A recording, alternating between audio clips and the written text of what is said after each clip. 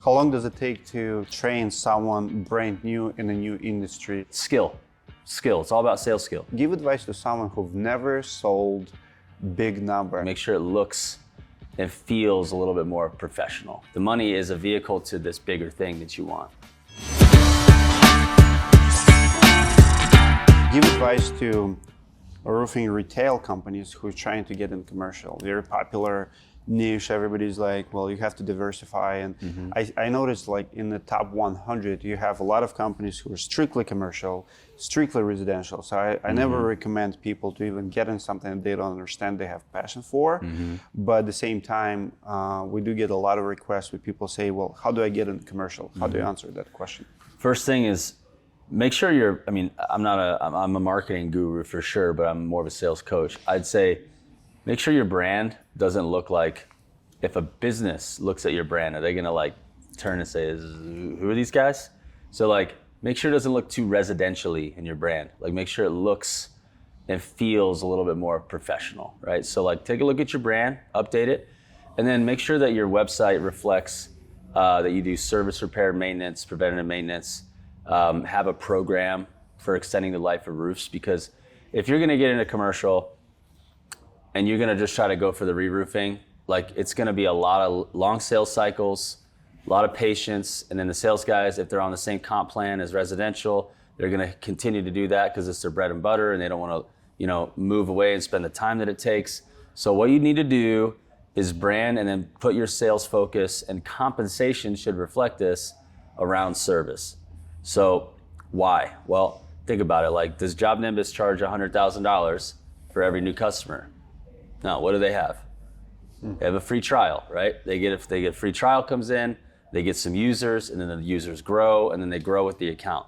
So not that you do repairs for free per se, but what you do is you have a low barrier to entry, right? Because if you're an owner and you have 25 buildings in a market, I'm pretty sure you don't want to just give me like $5 million to do all your re-roofs. You don't even know me, right? So it takes a lot of trust in building relationships. So the brand, the sales experience, it should be like, how do I make your roof last longer, right? So branding, sales structure, compensation structure, conversations, and sales strategy should go into, let me extend the life of this roof, right? And so the sales process should support that. They should start to do repairs. They get the emergencies done, the remedial. Now they have a proactive preventative maintenance plan, 3-year contract. Now they're getting, and the margins as well are gonna be 50 to 75%. So not only- On repairs? On repairs. So not only is your barrier to entry there, your sales cycle is there, your closing ratio is higher, and your margins are good.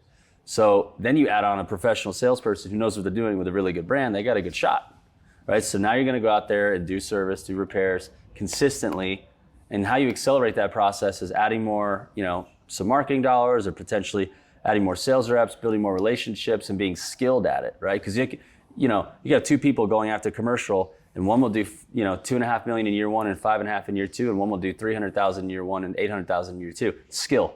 It's all about sales skill. Different than the residential. So that's why we have such an important sales training around that. All that to say, lead with service. 65% of owners would rather do the re-roof with somebody who's already been servicing them. The chance of you doing a re-roof is going to be 30 to 45%. If you go right into commercial and you're responding to the invitations to bid, the new construction, which everyone thinks that's how they're getting into commercial, they're gonna bid $5-10 million, be bid. It's a low number, low price, they don't get the job, they give up, or they land one, they didn't price it right, they lose their butt because it's super big. Focus on service, it's easier to manage, it's easier to control, and then as you earn the right, you can start to have production crews, and just think long term. This isn't a sprint, but you can accelerate it with obviously the right help and accelerate the learning curve. But the guys who do a commercial right, their closing ratio on service is north of 50, sometimes 75%. Their margins are great. They have recurring business, consistency in their relationships, and they're on the roof all the time, building relationship, building brand awareness with that client, building trust to do a good job. Re-roof time comes, who are they going to work with? They're going to hopefully want to give you at least a last look, right? And then that's where it pays off, because you're doing your margins are higher. It's called private negotiated work. Now you're in the 30, 35. Insurance guys, or sometimes if there's insurance under commercial, doing 45% sometimes. And $100,000, that's 30 grand. $500,000, boom, that's 150 grand. That's some good money. But if you start to go into the new construction bid world, you're going to be super low margin, high risk. It's going to be scary. I don't recommend it. Love it. And I would say it's also fair to residential, to so many guys would not do repairs. Repairs the same thing in residential. You can do a lot of repairs. It's, you get a lot of more calls. You build more relationships, more reviews, brand builds faster, higher profit margin. The same 100%. Thing applies. On the commercial side, give advice to someone who've never sold big number. I get a lot of calls where people get scared. So let's say you're around $2-3 million company and you get to bid on a job that's, let's say $5 million, $4 million, $2 million. First of all, you don't have portfolio to back it up that you've done it and you actually have capacity. So how do you hold yourself and how do you position yourself in front of the board meeting? You have 5 people to pitch yourself. Questions will be asked. How many you've done? You've done 0. What do you do? Lean on your manufacturer you're going to work with, because you may not have done it, but they have with their products. So start there, get some confidence, maybe bring them in with you, right, for the first few.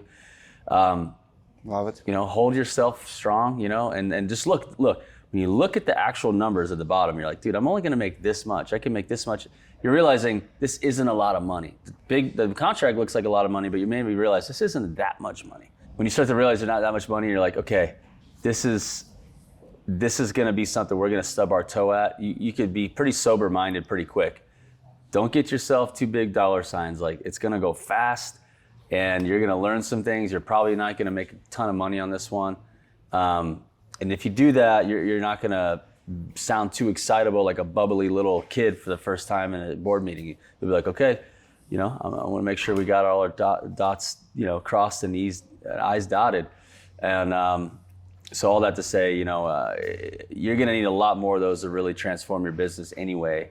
And this is going to cost some money and time and mistakes. So don't get too excited now, And money is just money, right? That number can go into a salary real fast and go into marketing real fast and go into a new truck real fast. It can pay off debt real fast.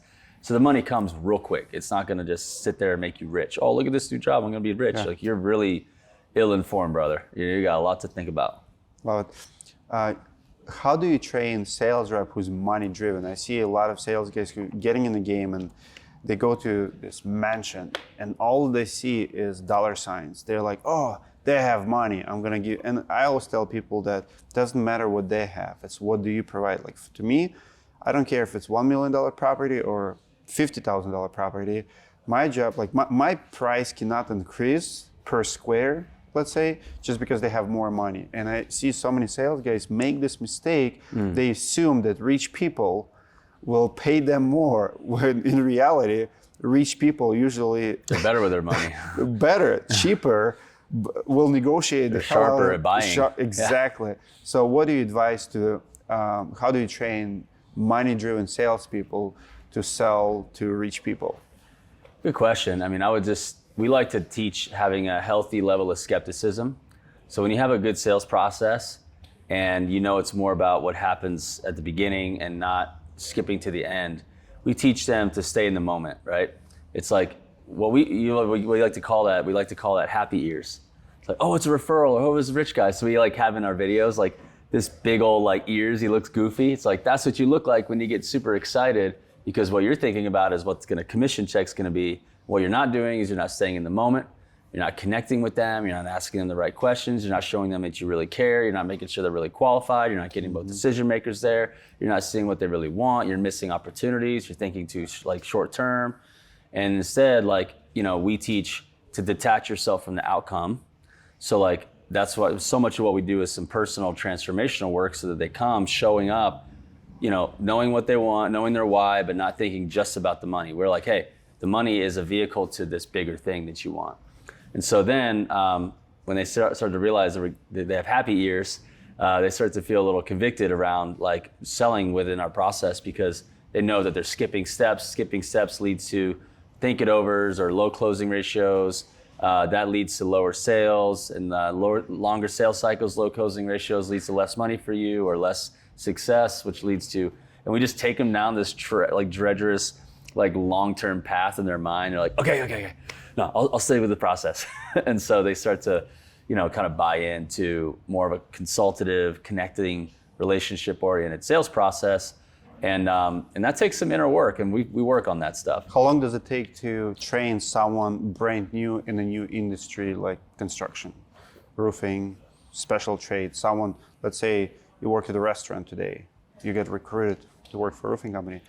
Before they can go on their own sell with no supervision, what's the process? 2 weeks, 4 weeks? Yeah, I'd say 30 days. Probably, 30 days? Probably relatively on average, yeah. From that 30 days before they go without supervision to sell, how much product training, like actual like trade training, should it take? I think that they should always start with company culture training, sales process training, technology training, and then the products should come after that, because if they're connected to the vision, they know their process, they have the goals, it's a shared goal, they have a training plan, they're doing some ride-alongs, they're going to learn from osmosis, go through the videos, and then now you just give them the actual product training. Now they're a good weapon to use for the company. Now they're a force.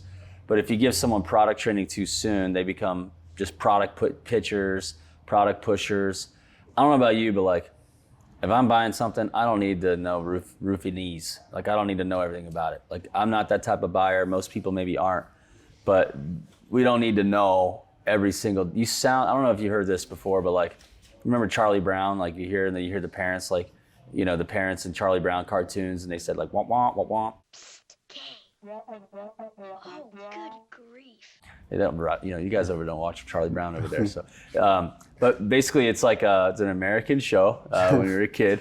I'm pretty sure I watched it. It just doesn't ring the bell. Most people, I think, will know what I'm talking about.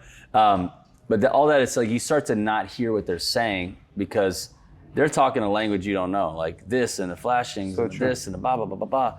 And it's way more about, to be successful in sales, way more about connecting, way more about asking the right questions. So if they trust you, they're going to buy from you. Yeah, you got the shirt. You're supposed to be a roofing expert. You don't need to demonstrate it on every call and bore me. I just need to know, can you help? And do I believe you can help? Mm-hmm. And believing that you can be helpful is so much more about, does the salesperson, did they take time to understand why they want to buy?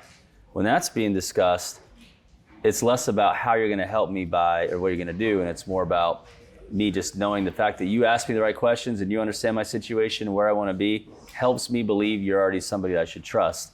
And then if you obviously know enough about roofing to answer a couple of questions, I think that's a good part, but not the only part.